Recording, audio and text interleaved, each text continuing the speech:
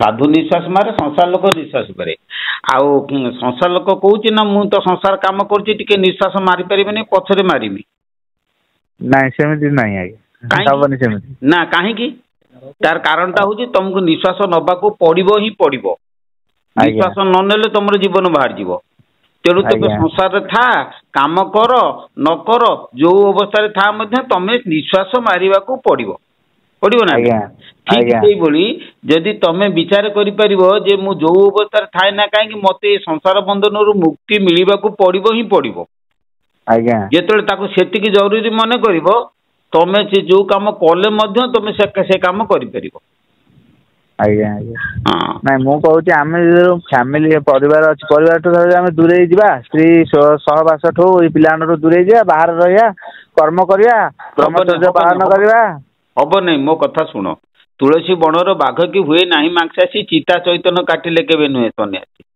तुलसी गोटे बाघ को रखीदेव कह ना सी तुलसी कह ना विष्णु वृक्ष मुझे छेड़ी खाइबी नहीं सी छेड़ी धर्म से छेड़ी खाइब से प्रकार तापर आउ गोटे कथा अनुकूल चंद्र कथा मन रख कौन जे भोग्य वस्तु को सम्मुख रखी परित्याग कर तेणु सी सब थिबे तुम दूरे की गले कौटी हम बुले जाने विश्व सारा जाई न पाइबू कहीं निशब्द स्थान ए कर्ण थाई ध्वनि शुणी न शुणिले शून्य प्राप्ति होई बे निरंजन बुझल ना तेणु आसक्ति थाई अनासक्त भाव पंच गुण साथे करिले जीव इंद्रिय अनासक्त होई जीव निजे सदा मुक्त भाव विराजुव आ तेणु तुम तार भितर रहीकि स्त्री थाऊ छुआ थाऊ पिला थाऊ संसार काम कर समिति की पिला छुआ को पोषण कर स्त्री की खाइबा दियो सब कर तार भितर तुम कौन कर ना तुम से कथाटा को कर ब्रह्मचर्य पालन गुरुदेव करहबनी जो कहते जो आम 6 चक्र भेद करवा जो सब बतौଛନ୍ତି ब्रह्मचर्य तो तार मूल मंत्र घरे फैमिली रही ब्रह्मचर्य करहबनी फैमिली की बुझेब हाँ एमती अलग रही हेनी अलग तुम जो रही तुम जो पिला छुआ कर तुमको पाप हम ना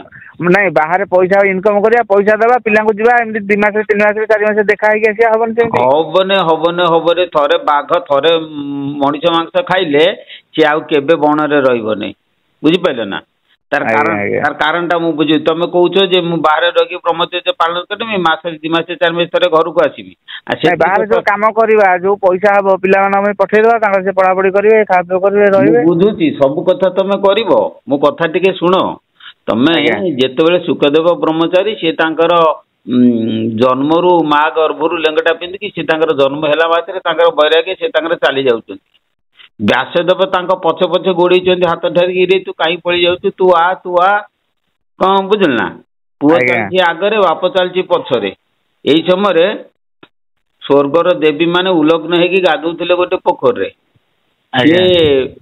सुखदेव को जो देखले से कौन ना उठी आसिक जल उठी आसिले उठी आसी नमस्कार गोटे गोटे हेले व्यासदेव जो आसी पहुँचले सी कौन कला ना तरबर की जल पशिले से व्यासदेव प्रश्न कले कहले सी तो बालक मु तो वृद्ध बाल वृद्ध समान ताकू देखिकी तुम उठी आसिक जुआर हेल मत देखिक जल पहुँचल सी कहले हाँ बाल वृद्ध समान ए कथाटा सत्य नहीं हेले सी संसार कौन जानती नहीं तुम संसार कौन जानिच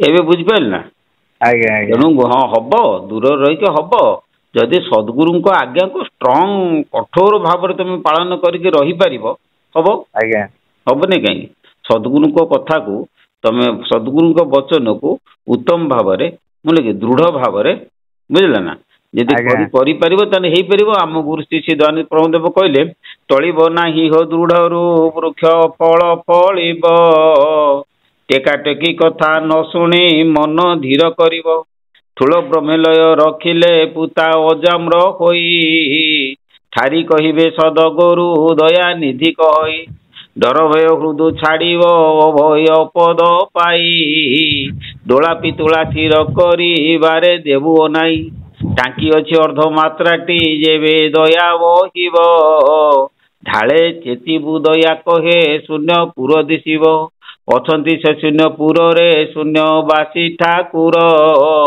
49 थिर 50 हेले होई बुधिर यदि धीर हेबु स्थित प्रज्ञ हेबु धीर अर्थ स्थित प्रज्ञ ସ୍ଥିତ ପ୍ରଜ୍ଞ ଯେତେବେଳେ ହେଇଯିବୁ ସେତେବେଳେ ତତେ ସବୁ ହବ।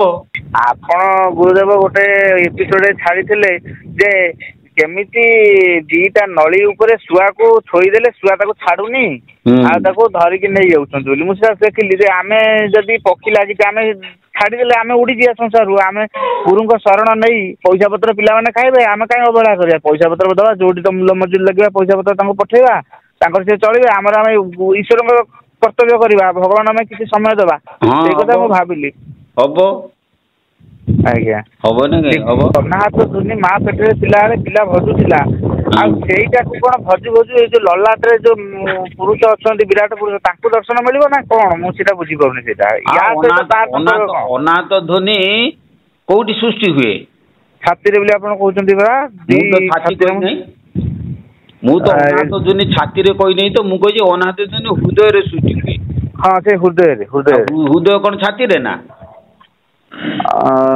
ବୁଝିବା ସବୁ ହୃଦୟ ଅର୍ଥ ତ୍ରିକୁଟ।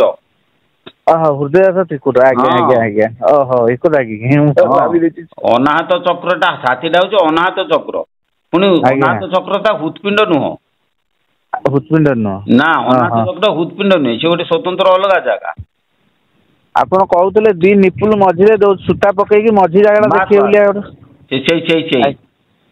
ଆଜ୍ଞା ଆଜ୍ଞା ସେ ଶବ୍ଦଟା କଣ ତ୍ରିକୁଟରେ ହବ? ଆମେ ଆପଣଙ୍କ ଆଶୀର୍ବାଦ ନେଇ ତ୍ରିକୁଟ ହଉଛି ହୃଦୟ ହୃଦୟ ହଉଛି ତ୍ରିକୁଟ ବୁଝିଲ କି? ଆଜ୍ଞା ଅନାହତ ସ୍ଥାନ ହଉଛି ସେଇଟା ତେଣୁ ଅର୍ଥ ହୃଦୟ ବୁଝିଲ କି? ସାଧୁ ମାନେ ତ୍ରିକୁଟକୁ ହୃଦୟ ବୋଲି କହନ୍ତି। ଆଉ ଯୋଉ ଲଲାଟ ମଝିରେ ଯୋଉ କହୁଛନ୍ତି ଆଖି ଫୁଲତା ମଝିରେ ସେଇ ବା ତ୍ରିକୁଟ ସେଇ ବା ହଉଛି ଭୂ ମଧ୍ୟ କେନ୍ଦ୍ର ସ୍ଥାନ ତାକୁ ହିଁ ହୃଦୟ କୁହାଯାଏ। ବୁଝିଲ ଆମେ ଗୁରୁଦେବ ଦୀକ୍ଷା ନେଇ ଯେମିତି କରିବା କଥା ମୋ କଥା ଆମେ 10ଟାରୁ 4ଟା ଯୋଉ କର୍ମମୟକୁ ଯିବା କି ଯୋଉଠି ମୂଲ ମଜୁରୀ ଲଗେଇବା ତା ଭିତରେ ବି ସମୟ ବାହାର କରି ଆମେ ଠାକୁରଙ୍କୁ ଡାକି ପାରିବା ନା? ଏସବୁ କାମ କରିହବ ନା? ଡାକି ହବ କେବଳ ଗୋଟିଏ ଜିନିଷ ହଉଛି ପାଠ ପଢାଟା ଏଥିରେ କଣ୍ଟା ତାକୁ ଛାଡ଼ିଦେଲେ ଆଉ କୌଣସି ଜିନିଷ ନୁହେଁ। ତମେ ଯେକୌଣସି କାମ କରିପାରିବ। ନାଇଁ ଆମେ କର୍ମ କରିବା ଘର ପରିବାର ପୋଷିବା ପାଇଁକା ମୁଁ ଚିନ୍ତା କରୁଛି ମୁଁ ବାହାରକୁ ଯିବି ବର୍ତ୍ତମାନ ଆପଣଙ୍କ ଏପିସୋଡ ଦେଖିଲା ପରେ ଟିକେ ମତେ ହୃଦୟଙ୍ଗମ ହେଲାଣି। ମୁଁ 15-20 ଦିନ ହେଲାଣି ଦେଖିଲେଣି ସବୁଦିନ ଟିକେ ଟିକେ ଘଣ୍ଟେ 2 ଘଣ୍ଟା ଲେଖେ ଦେଖୁଛି। ଆଜ୍ଞା ଗୋଟେ ଛୋଟିଆ ଭଜନ ମୁଁ ତତେ କହୁଛି ଶୁଣ। ହାତ ଚାଲିବ କାମରେ ଓ ଭାଇ ମନ ଚାଲିଥିବ ନାମରେ ଓ ଭାଇ ଗୁରୁ ଦୟାନିଧି କଲ୍ୟାଣ କରିବେ ରହି ବାୟୁ ଟାଙ୍ଗି ଧାମରେ। ଆଜ୍ଞା ଆଜ୍ଞା ତେଣୁ ତମେ ହାତ ଚାଲିଥିବ କାମରେ ମନ ଚାଲିଥିବ ନାମରେ କରିପାରିବ ଯଦି ପ୍ରାକ୍ଟିସ ମେକ୍ ଏ ମ୍ୟାନ ପରଫେକ୍ଟ କରିକିନା ହେଇଯିବ। ମୁଁ ଟିକେ ଗୁରୁଦେବ ଭାବୁଛି ଯିବି ଆପଣଙ୍କ ପାଖକୁ ଏଇ ଦିନେ ଭିତରେ ଗଲେ ହବ କି? ହଁ କିଛି ଅସୁବିଧା ନାହିଁ ଆମେ ତ ଅଛୁ ଆଉ। ଆଜ୍ଞା ଗୁରୁଦେବ ଆଜ୍ଞା ଆଜ୍ଞା ରହୁଛି ପ୍ରଣାମ ଗୁରୁଦେବ। ତା ଦେହରେ ଟିକେ ଆଉ ଟିକେ ମିଶିକିରି କିଛି କାମ କରୁଛି।